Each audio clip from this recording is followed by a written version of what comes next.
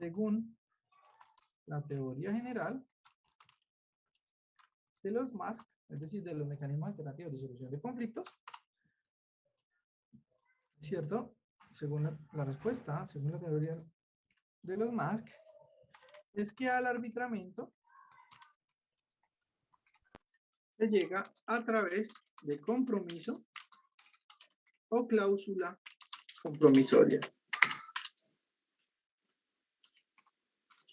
La diferencia entre compromiso y cláusula compromisoria vamos a hacerlo en orden. Entre la cláusula compromisoria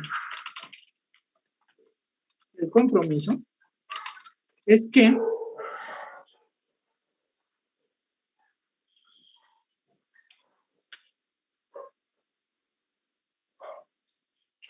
la cláusula está inmersa en el contrato celebrado por las partes. Por el contrario,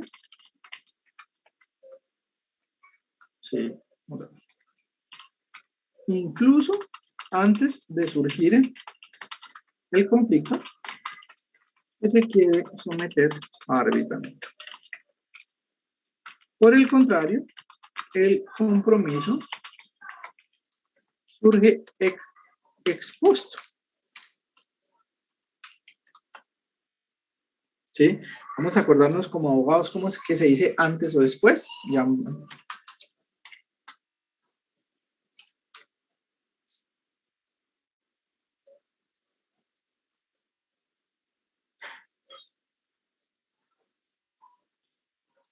Vamos a acordarnos. Esto significa ex tunc. Por el contrario, el compromiso surge ex post, es decir, ex nunc. Por sus características, el compromiso es un acuerdo postcontractual. Es decir, las partes no prevén la solución del conflicto vía arbitramiento, pero, ¿cierto? Pero, surgida la litis, acuerdan someterla al tribunal. ¿Está claro este temita?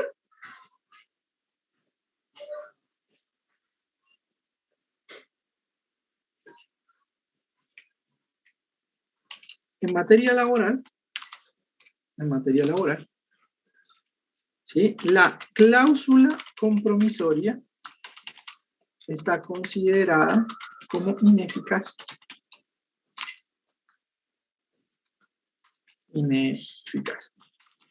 Pues la jurisprudencia de la sala laboral indica que el derecho a acceder a la administración de justicia en su especialidad laboral y de la seguridad social.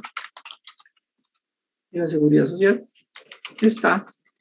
es un derecho cierto, indiscutible e irrenunciable. Por el contrario, el compromiso es válido y se utiliza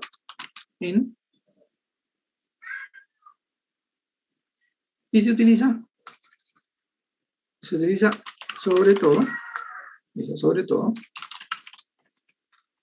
cuando se quieren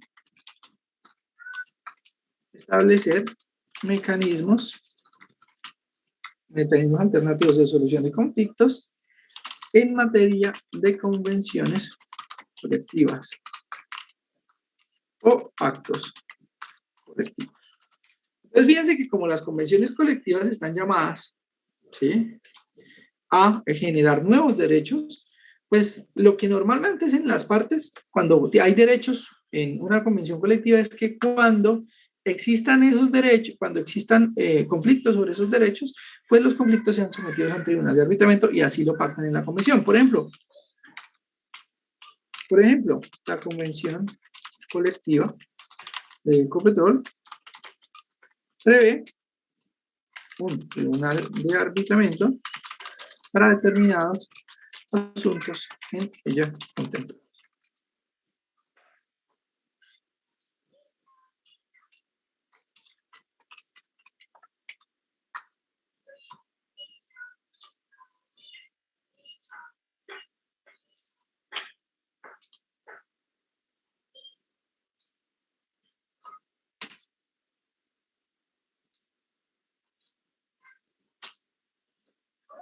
¿Sí? ¿Listo? A todo lo anterior, a todo lo dicho, se le llama arbitramiento voluntario. No obstante, el derecho laboral contempla lo que se denomina arbitramiento obligatorio. Arbitramiento obligatorio, ¿sí?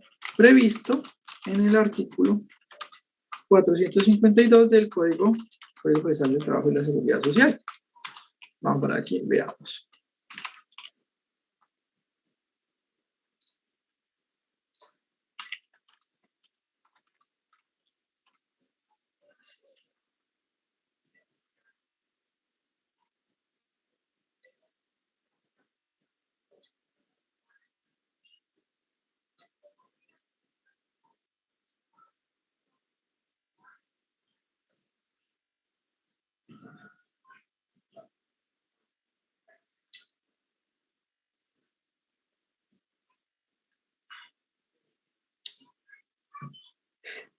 Vamos a mirar el Código Sustantivo del Trabajo.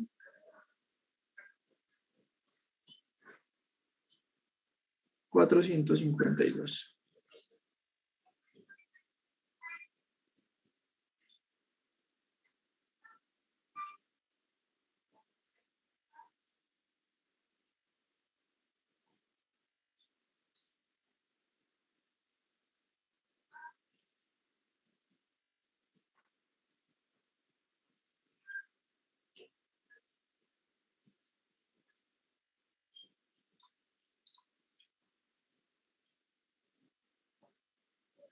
Entonces, fíjense lo que dice el artículo 452, ya se los pongo completico.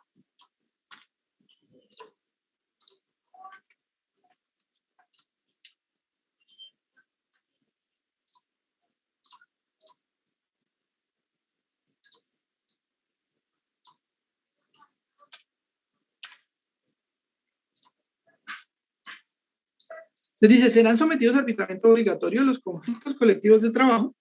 Recuerden que cuando hacemos referencia a los conflictos colectivos nos estamos refiriendo al trámite de la huelga, de la negociación del pliego de peticiones y la huelga. Los conflictos colectivos de trabajo que se presenten en los servicios públicos esenciales y que no hubieran podido resolverse mediante arreglo directo. 2. Los conflictos colectivos de trabajo en que los trabajadores optaran por el arbitramiento conforme lo establecido en el artículo 444 de este código. Sí, los conflictos colectivos de trabajo de sindicatos minoritarios siempre y cuando la mayoría absoluta de los trabajadores de la empresa no hayan optado por la huelga cuando ésta sea procedente.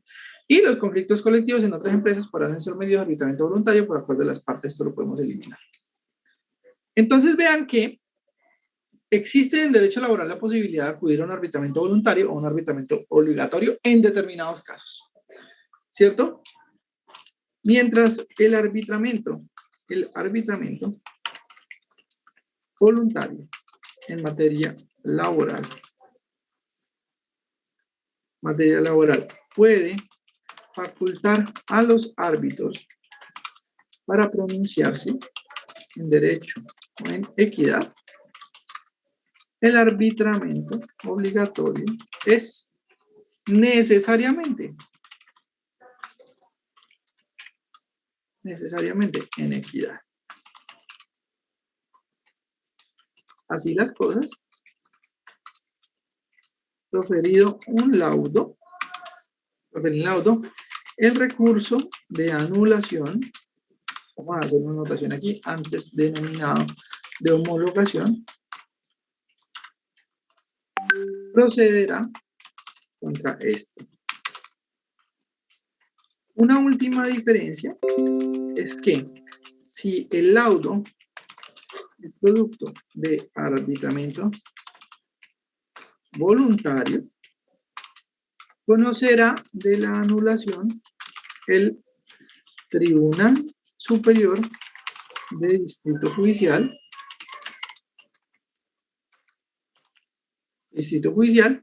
¿sí? En su especialidad laboral, si la hay. Si el laudo es producto del arbitramiento obligatorio, ¿sí? La anulación la conocerá la sala laboral de la Corte Suprema de Justicia. ¿Estamos claros, mis queridos doctores? Sí, señor. Profesor, que arriba puso código procesal del trabajo en vez de sustantivo del trabajo. ¿Dónde puse? Ay, gracias.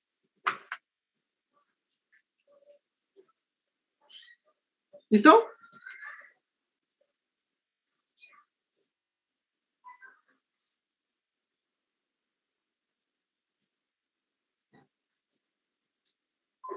¿Estamos claros, mis queridos ubérrimos y perfectos estudiantes? Sí, señor.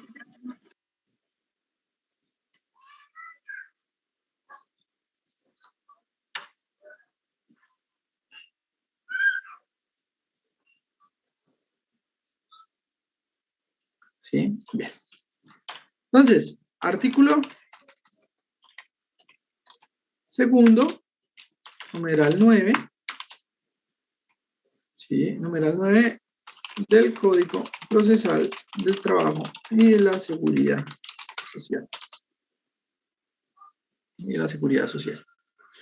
Entonces, ¿aquí a quién nos vamos a referir? Al recurso de revisión.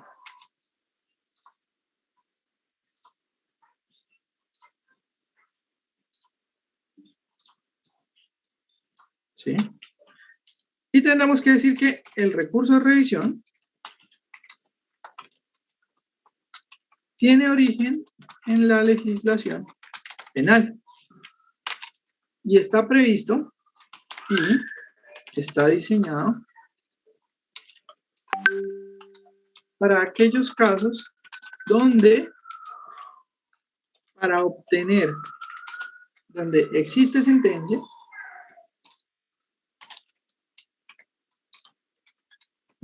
proferida por juez penal que acredita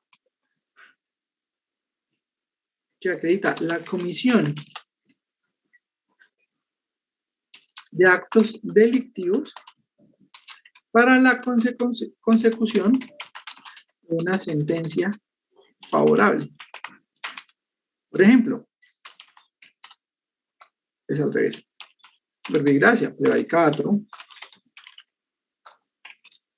fraude procesal, falso testimonio, que son los clásicos. Entonces, cuando ya hay una investigación penal y se llega a sentencia y se dice, miren, ¿sí? En esta sentencia el juez tuvo en cuenta este testimonio y este testimonio es un falso testimonio. ¿Sí? Este testigo cometió el delito de falso testimonio y ya está pagando. ¿Sí? La parte interesada podrá solicitar al superior de quien dictó la decisión en primera o única instancia que ¿sí? revise el fallo. ¿Sí? A eso se le llama recurso de revisión, ¿cierto? Véase que el recurso no está previsto para segundas instancias, pues de suyo la práctica probatoria, ¿sí? se surte por regla general en la primera. ¿Estamos claros?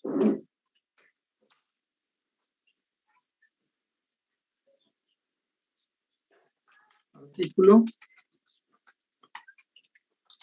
2, numeral 10 del Código Procesal del Trabajo y de la Seguridad Social.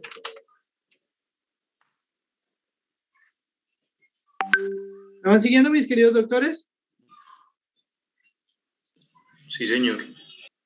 ¿Está clarito todo? ¿Alguna pregunta? Entonces, la norma nos dice la calificación de la suspensión o paro colectivo de trabajo. Hablamos de suspensión cuando la ilegalidad se predica en el marco de la negociación, el pliego de peticiones y la huelga. Cuando el cese se produce con anterioridad, ¿sí?, fuera de los hechos que dan lugar al conflicto colectivo, nuevamente hacer por referencia, pliego, peticiones, arreglo directo y huelga, hablamos de un cese, de un paro colectivo de actividad. ¿Ustedes qué anotarían frente a este numeral? En el año 2005, sí, bueno, la competencia para la denominada, ¿por qué? Porque así le decían antes, declaratoria de ilegalidad de la huelga, se encontraba en el Ministerio del Trabajo. Sin embargo, con ocasión de la orden de tutela proferida por la Corte Constitucional en sentencia, ¿se acuerdan de la sentencia? Sí la leyeron, ¿no? ¿Cómo? Si no estoy mal, 968 de 2005, magistrado ponente, nuestro queridísimo don Carlos Gaviria Díaz, se presentó un nuevo proyecto al Congreso este Congreso es nuestro Congreso, al Congreso, que se concretó en la ley 1210 de 2008, que transfería la competencia a las salas laborales de los tribunales superiores. Voy a confirmarles el número de la sentencia.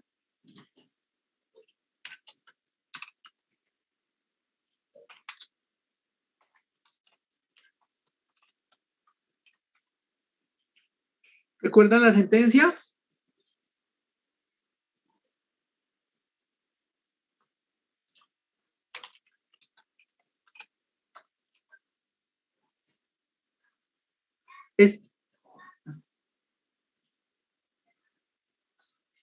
Perdón, 568 de 1999, si no estoy mal.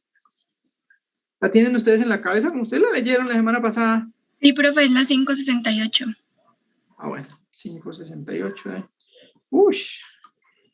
De... Esto es 1999. Esto es 568. ¿Sí ve? Se me entró el 9 con el 5. Con eso, señoras y señores, terminamos el temita relativo a... ¿sí?, la competencia. Vamos a mirar el tema. ¿Quieren que les pase esto a WhatsApp? ¿Usted ya lo tiene? Favor, profe, mejor. ¿Usted ya lo tiene?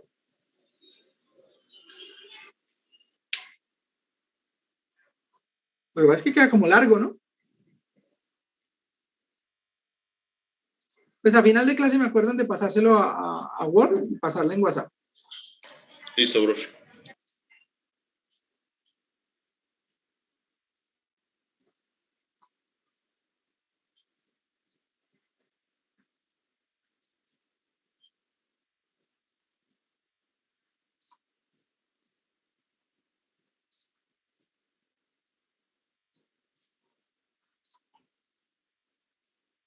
vamos a mirar.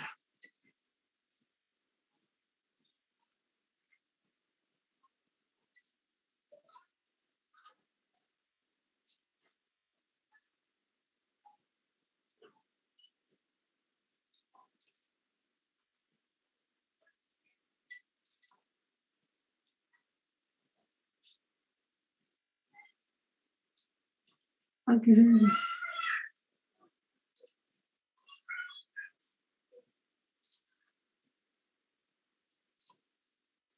Este ya estaba.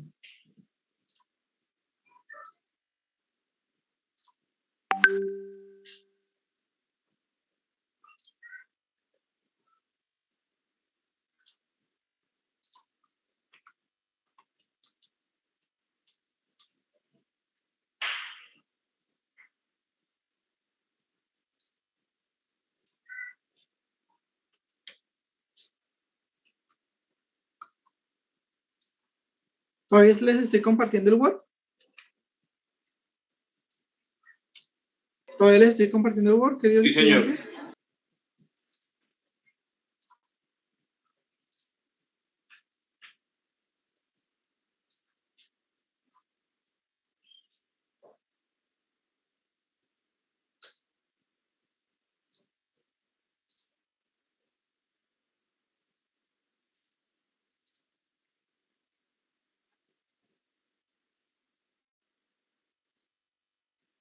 Miren aquí cómo está quedando el consolidado de lo que hemos alcanzado desde que hemos hecho esto. Obviamente ustedes con el otro grupo vamos un tris, o sea, como 45 minutos más adelantados, pero pues esto les va a quedar a ustedes, mis queridos doctores.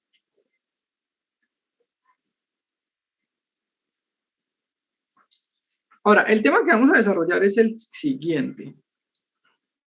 Competencia de los jueces laborales y de la seguridad social. Aquí ya no vamos a hablar de los asuntos que conocen, es decir, de la jurisdicción en materia objetiva, sino que vamos a hablar, perdón, ya no vamos a hablar de la jurisdicción en materia subjetiva, es decir, las facultades para juzgar sobre determinados asuntos, sino vamos a hablar un poco de la jurisdicción objetiva y de cómo está conformada, que son cosas que ustedes yo creo que ya conocen y conocen bien. Luego, digamos que aquí la palabra no es cómo está conformada, sino cómo está estructurada la jurisdicción ordinaria laboral y de la seguridad social. Esto va con mayúsculas. La jurisdicción ordinaria laboral y de la seguridad social. Y de la seguridad social. Entonces, pues aquí lo mismo, lo que ya le venía diciendo, ya aquí no vamos a hablar de la jurisdicción desde el punto de vista subjetivo, sino vamos a hablar desde el punto de vista objetivo. Es decir, cómo está estructurado, cuáles son las entidades y los organismos que el Estado construye para administrar justicia en materia laboral. ¿Sí? Y pues lo primero que tendremos que decir es que estamos de la mano o estamos en cabeza de la jurisdicción ordinaria laboral y de la seguridad social. Otra vez aquí hay que ponerla en mayúscula. La jurisdicción ordinaria laboral y de la seguridad social está en cabeza de la Sala Laboral de la Corte Suprema de Justicia. ¿Sí? La Corte Suprema de Justicia. Como ustedes lo ven ahí en el párrafo, hoy en día la Sala Laboral cuenta con una sala de descongestión. Esa sala de descongestión, a pesar de que es paralela para efectos de la descongestión, tiene una situación un tanto subordinada. Digamos que para efectos de la jurisprudencia y de lo que denomina la Corte Suprema de Justicia en un término que a mí me parece súper pedante, pero es así, dice la profilaxis judicial, es decir, cómo deben interpretarse las normas, como esa función en cabeza de la sala de descongestión de la sala laboral de descongestión de la Corte Suprema de Justicia está un tanto subordinada a la sala principal. ¿Por qué? Porque de acuerdo con los acuerdos de su creación, la sala de descongestión no puede modificar criterios que haya adoptado la sala principal. Si lo hace así, pues con lo que se va a encontrar o con el requisito que tiene que cumplir la sala de descongestión es que tiene que debatir el proyecto en sala plena con la sala principal, ¿cierto? De lo contrario, el proyecto no puede salir y el proyecto pues, resultaría anulable. ¿Eso es claro? ¿Ahí? Después, pues como ustedes ya lo saben, estarán los tribunales superiores de distrito judicial. Yo siento que esto con ustedes ya lo he hablado, ¿o no?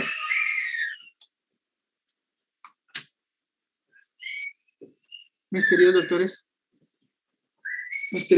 de la UIS. No, profe, no lo habíamos ¿Sí? visto. Bueno, entonces voy a cerrar esto acá. Ay, ¿por qué? ¿Por qué se cerró?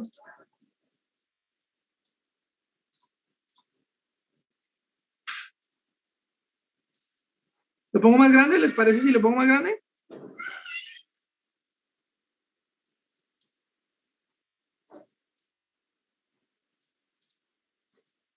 Bien, lo segundo, debajo de la Corte Suprema de Justicia, pues están los tribunales superiores de distrito judicial, que en materia laboral pueden, digamos, organizarse de dos maneras. Primero, pues con una sala especializada, es decir, con una sala de magistrados exclusivamente dedicada a asuntos laborales. Y segundo, con, digamos, de manera mixta, ¿sí? Es decir, una sola sala que conoce asuntos de materia laboral, civil y de familia. Ahí les pongo el ejemplo. Por ejemplo, Bucaramanga, Bogotá y Medellín tienen salas especializadas laborales.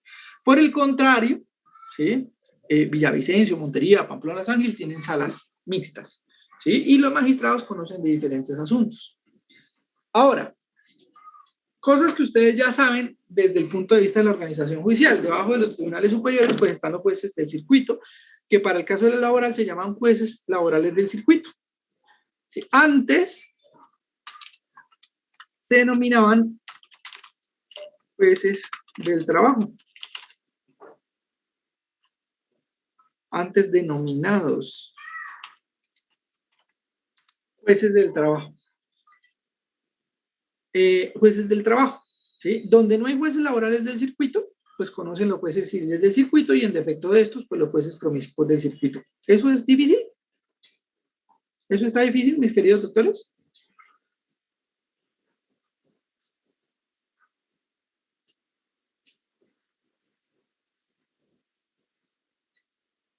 Queridos doctores, queridos doctores, No, profe, está sencillo. ¿sí? Ahora, la jurisdicción laboral llegaba hasta ahí, hasta el año 2010. Porque, hasta el año 2010, porque la ley 1395 del año 2010 creó los jueces laborales, los jueces de pequeñas causas y competencia múltiple, los jueces de pequeñas causas y competencia múltiple. De pequeñas causas y competencia múltiple. Y los artículos, el artículo 46, perdón, y el artículo 46 de la ley 1395 del año 2010 creó los jueces laborales de pequeñas causas para los, o contempló los jueces laborales de pequeñas causas para los asuntos cuya cuantía no existiera, no excediera de 20 salarios mínimos legales mensuales vigentes. Ahora, si ustedes se dan cuenta, el nombre correcto de los jueces es jueces de pequeñas causas y competencia múltiple. Sin embargo, en virtud del principio de especialidad, ¿sí? El Consejo Superior de la Judicatura los ha denominado jueces municipales de pequeñas causas laborales, ¿sí? Lo cual, pues, no tiene ningún respaldo más allá de los diferentes acuerdos que tiene el Consejo Superior para su creación, porque específicamente se llaman jueces de pequeñas causas y competencia múltiple, ¿sí? Que el Consejo ha sabido destinarlos a jueces de pequeñas causas laborales. Ahora, ojo acá. Así como lo dice el texto, a pesar del nombre asignado, no dejan ser jueces de pequeñas causas. Y la expresión municipales solo es para efectos administrativos, ¿sí? Y presupuestales. Es decir, un juez laboral de pequeñas causas gana lo mismo que un juez municipal, ¿sí? Y de alguna manera se le tiene en cuenta como si fuera un juez municipal ante el Consejo Superior. Pero pues no tienen la misma nómina que los municipales. Luego uno no puede compararlo uno con lo otro. Luego, pues hoy en día el último escalón de la jurisdicción ordinaria laboral y de la seguridad social son los jueces de pequeñas causas laborales. Ahora, en la medida en que los jueces laborales de pequeñas causas no existen en todo el país, en aquellos lugares donde no exista juez laboral de pequeñas causas, conocen en única instancia, ¿sí? Los jueces laborales del circuito. Y donde no haya jueces laborales del circuito, pues ustedes ya saben que conocen los jueces civiles del circuito y los jueces promiscuos del circuito según el caso. Ojo, aquí no, el juez civil municipal no reemplaza al juez laboral de pequeñas No, ¿estamos claros?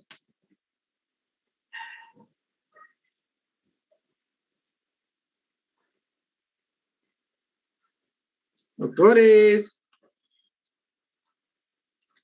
Sí, profe.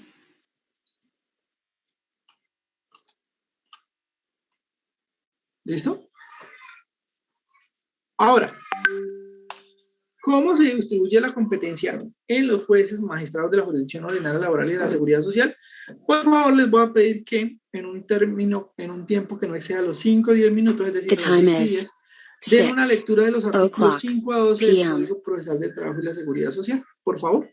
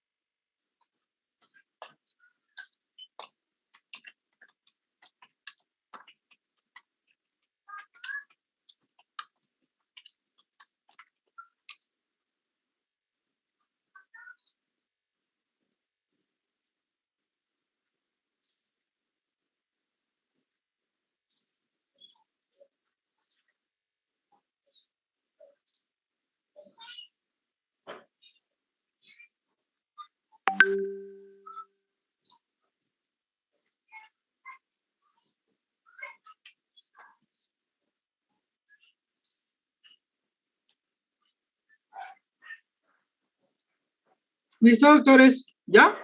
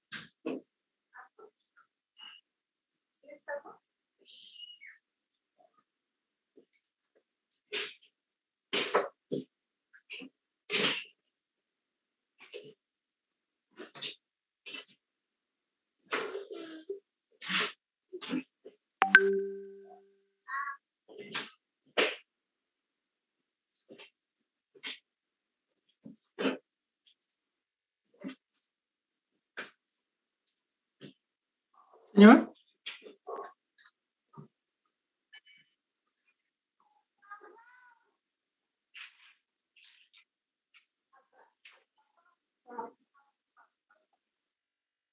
Por favor, lectura de los artículos 4 en adelante del Código Procesal del Trabajo y la Seguridad Social relativos a las reglas de competencia. Creo que es 4 al 12, 4 al 15, si no estoy mal, por favor.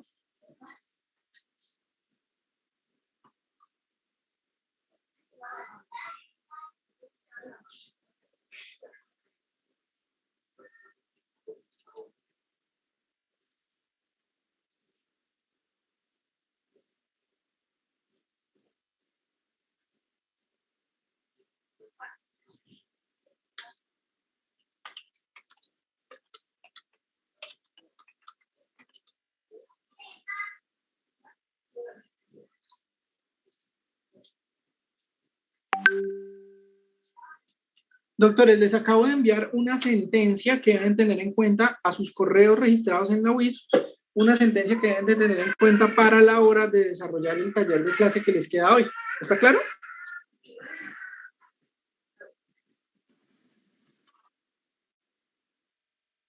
Viernes. En últimas estoy cerrándolo los viernes. ¿Sí? Para que luego no... Sí, no me puedan sacar excusas de que, ay, no fui a clase, no tal cosa, déjeme entrar. No, el viernes lo cierro. Profe, qué pena, ¿la sentencia la remitió al correo? Sí, señora. Ok. O sea, cogí la lista que aparece en la WIS, lo que ustedes tienen registrado, en la plataforma de la WIS, lo que ustedes tienen registrado y lo mandé. ¿Estamos? Bien, 6 y 10. Entonces vamos a empezar a desarrollar el tema de competencia. Y pues lo primero que hay que decir es que ese tema de distribución de la competencia en la jurisdicción ordinaria laboral y de la seguridad social, pues no escapa a lo que ustedes ya conocen en el derecho civil como factores de competencia, ¿no? Recuerden, factor objetivo, conformado por la naturaleza del asunto y la cuantía, el factor subjetivo, el factor funcional, el factor territorial, ¿cierto? El factor de conexidad no lo vamos a tratar en este caso porque no lo vamos a tratar como un factor de competencia, puesto que en materia laboral el factor de conexidad está regulado como un requisito a la hora de elaborar la demanda y entonces por eso no lo vamos a incluir aquí.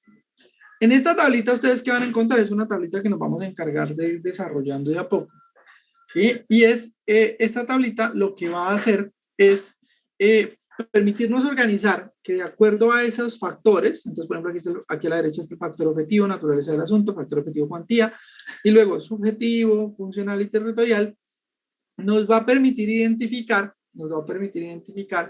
esto, cómo se distribuyen, de acuerdo, cómo se distribuyen esos factores al interior de toda la jurisdicción ordinaria laboral. Por eso es que en el eje X ustedes van a encontrar pues laborales de pequeñas causas y sus reemplazos, pues laboral del circuito, pues civil del circuito, pues promiscuo del circuito, ¿cierto? O tribunales superiores, a la hora de la Corte Suprema de Justicia, ustedes van a encontrar cómo aplican esos factores objetivos, ¿sí? Tratándose de, digamos, de la jurisdicción ordinaria laboral. ¿Está claro?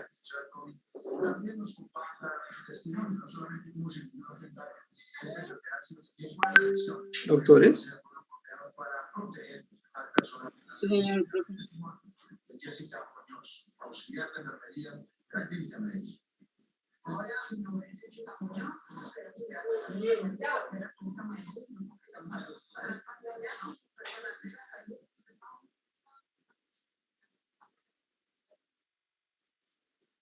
Bien, entonces, lo primero que vamos a hacer referencia es a la naturaleza del asunto. ¿Qué es la naturaleza del asunto? El tipo de proceso, mediante el cual se tramitan ¿sí? Los casos, los comillas, asuntos, ¿cierto? Y entonces ahí vamos a tener en cuenta, ¿cierto? Que, ¿sí? No les estoy compartiendo el documento, gracias. Oye, ¿por qué botas las cosas? Aquí está la pantallita. ¿Listo? ¿Sí? Entonces, lo primero que vamos a tener en cuenta es ese factor objetivo que está conformado de inicio por dos, ¿no? Naturaleza del asunto y la cuantía, pero vamos a estudiar primero el factor objetivo. En ese factor objetivo, aquí donde ustedes ven gris, vamos a permitirnos anotar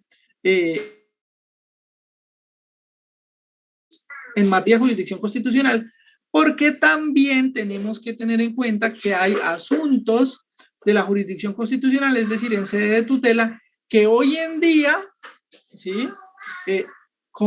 Digamos, hay asuntos de la jurisdicción constitucional que, digamos, abordan temas laborales, como por ejemplo la estabilidad laboral que a ustedes tanto les gusta, la estabilidad laboral por maternidad, por fuero sindical, por fuero circunstancial, por debilidad manifiesta, hoy en día se tramita por tutela. Entonces hay que tener en cuenta, ¿sí? Esos temitas y anotarlos donde es. ¿Estamos claros? ¿Me entendieron ese punto?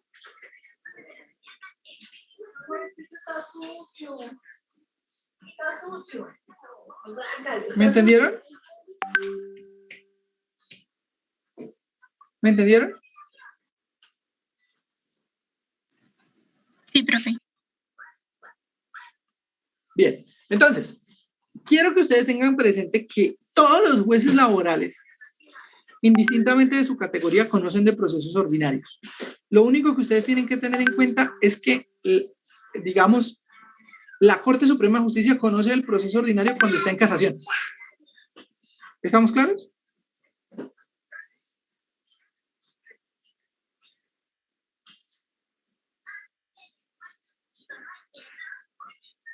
Los necesito muy pendientes, doctores, porque si no, así... Sí, profe. ¿Sí? Ahora, frente a los procesos especiales, ustedes, tienen que saber ustedes que el juez laboral de pequeñas causas solo conocerá de procesos ejecutivos. ¿Sí? Es decir, los procesos relacionados con el fuero sindical, los de cancelación de registro sindical, acoso laboral, anulación o calificación de la suspensión para colectiva de actividades, se concretan en estas dos, en los jueces laborales del circuito y en los tribunales superiores. ¿Me están siguiendo? Sí, señor. Ahora, lo único que conocen los tribunales superiores que no conocen los jueces laborales del circuito es el recurso de anulación y la calificación de la suspensión o paro colectivo de trabajo de actividades. ¿Qué sí conocen en común? Pues el ejecutivo, los derivados de fuero sindical, los de cancelación de registro sindical y los de acoso. ¿Cierto? Aquí es donde entra, y más adelante lo explicaremos, el tema funcional. ¿Por qué? Porque lo que conocen los jueces laborales del circuito, ¿cierto? Aquí únicamente, en este escenario, pues lo conocerán los jueces laborales, los tribunales superiores, pero en primera instancia. Perdón, en segunda instancia. ¿Está claro?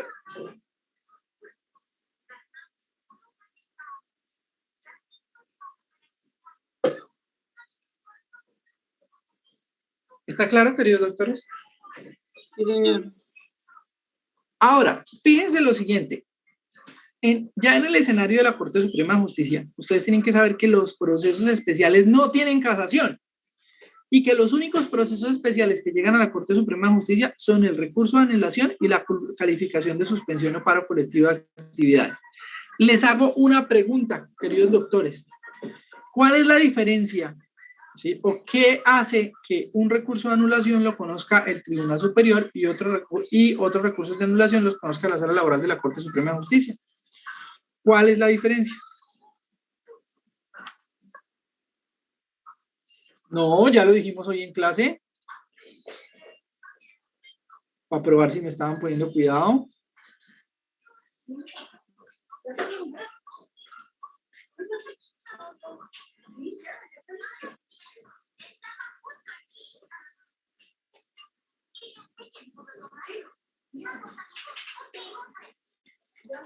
Vamos. ¿Lo recuerdan?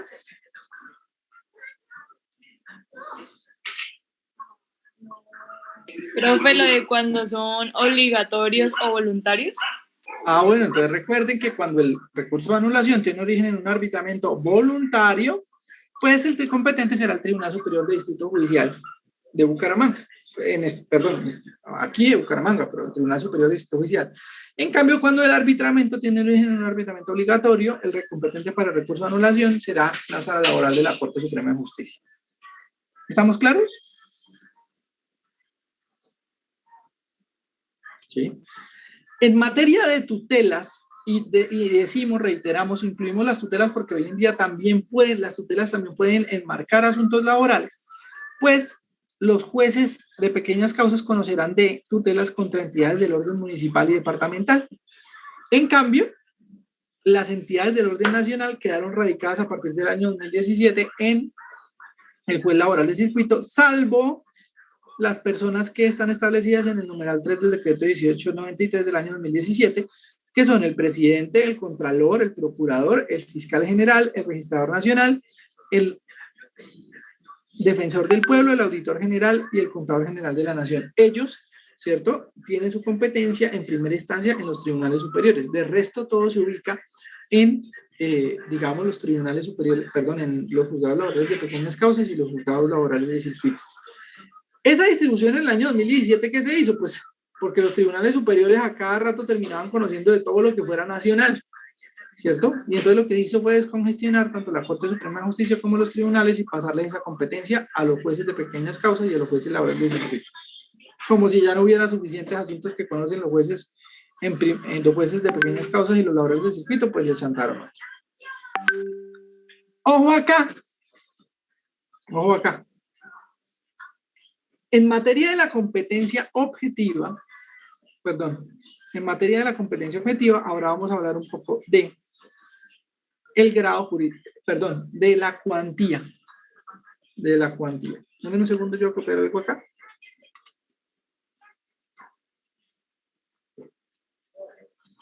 Esto vamos a dejarlo por acá.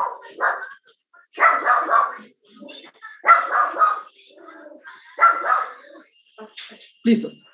Vamos a hablar de esto un poquitico acá. La cuantía. Ojo acá. Ustedes ya lo saben. Los jueces laborales de pequeñas causas conocen hasta 20 salarios mínimos. ¿Sí? Es decir, iguales o menores. Tanto ordinarios como ejecutivos. ¿A cuánto equivalen 20 salarios mínimos hoy? A 18.170.520 pesos. Los asuntos cuya cuantía exceda esos asuntos, esos 20 salarios mínimos, pues serán de competencia de los jueces laborales del circuito. Ahora, los asuntos sin cuantía, como por ejemplo la declaratoria de nulidad del dictamen, ¿sí? La declaratoria de nulidad del dictamen de calificación de invalidez, o la nulidad del traslado de la administradora de pensiones, son asuntos ordinarios que se tramitan ante los jueces laborales del circuito porque carecen de cuantía. Ahora, los procesos especiales por disposición legal y por su propia naturaleza contienen pretensiones que no tienen cuantía, razón por la cual se le confieren al juez laboral del circuito. En materia de tribunales superiores, la cuantía no es relevante. Digamos que la cuantía es relevante para efectos de determinar si el asunto es en única o en primera instancia ante los jueces laborales del circuito o ante los jueces laborales de pequeñas causas. Y finalmente, en materia de casación, recuerden que la casación solamente procede frente a recursos ordinarios, ¿sí? El Código Procesal del Trabajo y la Seguridad Social, en su artículo 86, establece que la cuantía debe superar, ¿sí?, los 120 salarios mínimos legales mensuales vigentes. Si el proceso, en el momento en el que se falla la segunda instancia, no supera, ¿sí?, en su valoración, los 109.023.000 pesos, ese proceso no va a poder tener casación. ¿Estamos claros? Y recuerden que en casación solo hay para los procesos ordinarios, no para los procesos especiales. ¿Estamos claros, mis queridos doctores? ¿Hay alguna pregunta hasta acá?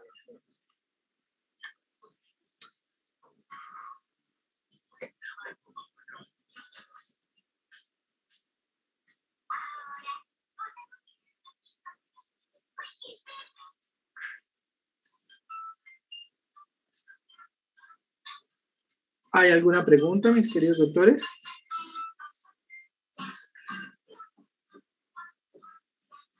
No, profe, ninguna.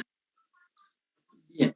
Ahora, yo esperaba que me preguntaran cómo se mide la cuantía en materia laboral. Lo que quiero decirles es que en materia laboral no hay una norma que nos diga, ¿sí?, no hay una norma que nos diga cómo se debe calcular la cuantía. Sí nos dice que los asuntos que sean hasta 20 salarios mínimos se conocen en única instancia y los asuntos que excedan esos 20 salarios mínimos o sin cuantía se conocen en primera instancia, pero no nos dice cómo se calcula, ¿sí?, la cuantía. Por eso es que aquí, en virtud del artículo 145 del Código Procesal del Trabajo y la Seguridad Social, nos remitimos siempre ¿a dónde? Nos remitimos al Código General del Proceso, artículo 26, que nos dice la sumatoria de las pretensiones y sus frutos, ¿sí?, hasta el momento de presentarse la demanda, ¿sí?, a partir de esa norma. Entonces, aquí ustedes tienen que tener en cuenta eso, que para determinar la cuantía de materia laboral, pues nos remitimos a la norma del Código General del Proceso. Ahora, ojo acá. Hay determinadas pretensiones, ¿sí?, que generan, digámoslo de esta manera, que generan debate. Por ejemplo, cuando se trata, o la que más está de moda es la pretensión de reintegro. Hay algunos juzgados y tribunales que consideran que, independientemente de que se trate la pretensión de reintegro, ¿sí?, se debe calcular el valor de los salarios y prestaciones hasta la presentación de la demanda y a partir de ahí establecer la cuantía del asunto. ¿Cierto? Sin embargo, otros tribunales y otros juzgados en materia de reintegro consideran que el reintegro es una petición sin cuantía y por lo tanto debe conocerse en primera instancia. ¿Sí? Entonces hay dos posiciones ahí, los que consideran que el reintegro, independientemente de que sea reintegro, se rige por las reglas generales de cuantía y por lo tanto, si da menos de 20 salarios mínimos, el valor del reintegro a la fecha de la presentación de la demanda, ¿sí?, debe conocer el juez laboral de pequeñas causas, o los que consideran que per se el reintegro es una pretensión sin cuantía y por lo tanto debe tramitarse ante los juzgados laborales del circuito. ¿Estamos claros?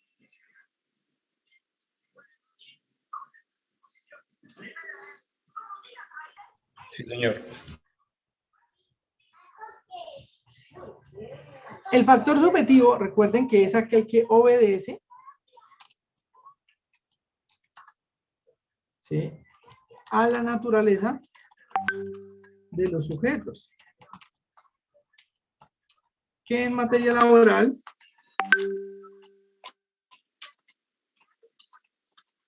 hace referencia, ¿sí?, en materia laboral, ¿sí?,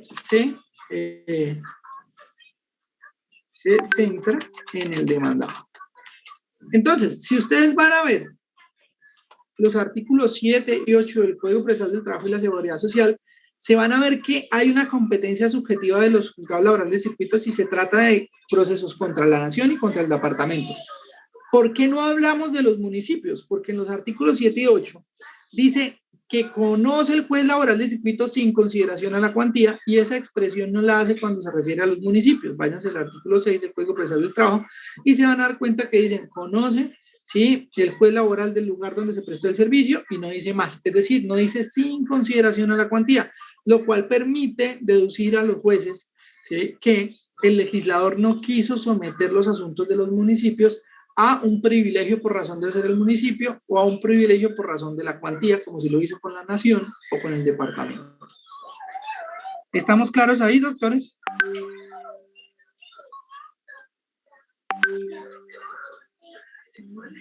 Sí, profe. Sí. Muy bien. Ahora, aquí viene ya parte de la actividad.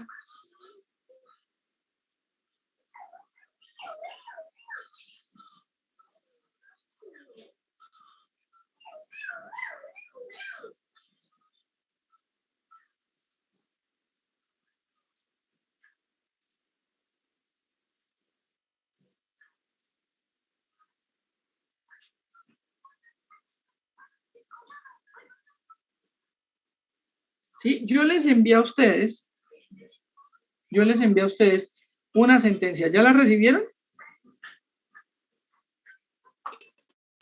Sí, señor, o al menos por mi parte. ¿Sí? Esa sentencia se ubica acá en el factor subjetivo de la jurisdicción ordinaria laboral y de la seguridad social. Ustedes la van a leer y en su taller me van a concretar, ¿sí?, en el taller que yo les mando por Google Forms, me van a concretar cuáles son las reglas, cuál es la regla, según el factor subjetivo, que fija la Corte Suprema de Justicia en esa jurisprudencia. ¿Está claro? Sí, señor. Bueno, entonces voy a enviarles por el chat, ¿sí?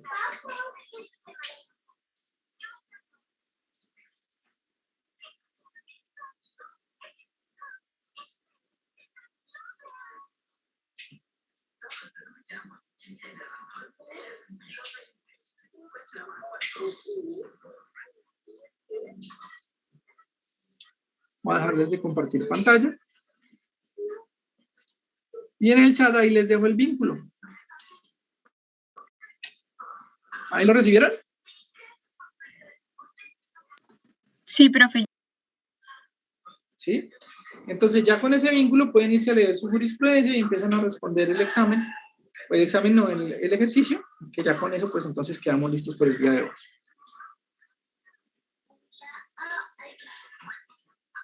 ¿Les parece? Sí, señor, muchas Listo. gracias. Se me cuidan, queridos estudiantes. Sí.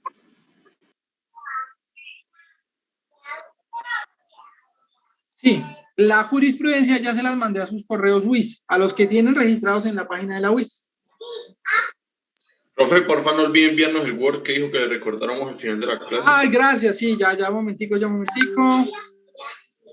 Pues todavía no está terminado, ahí vamos avanzando. Entonces les pido que lo tengan con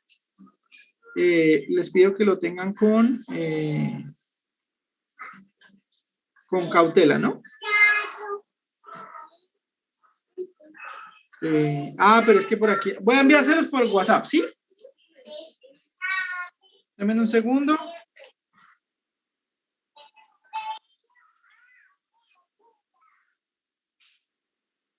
Ah.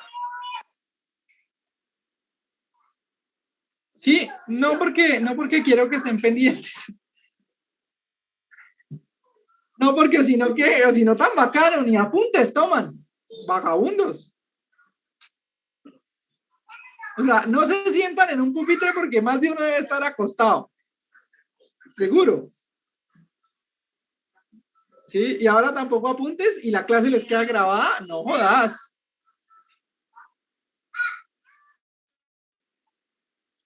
Ya les comparto. Aquí no se puede compartir. Ah, sí se puede aquí en este chat. Esperen tantico.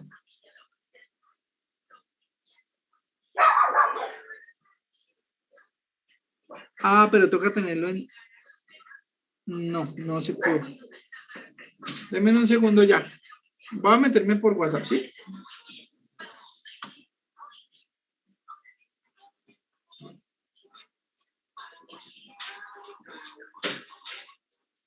Ustedes son B3, ¿cierto? Sí, profe. Sí, profe. Denme un momentico. Me duele la espalda.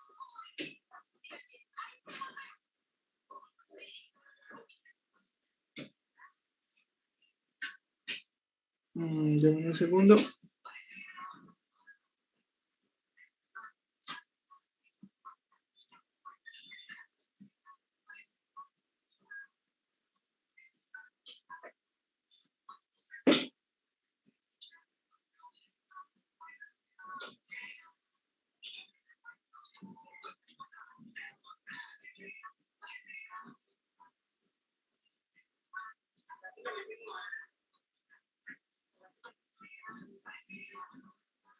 Ahí va.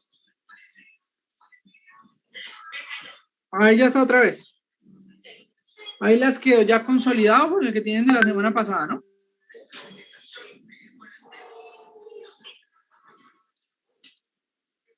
¿Listo?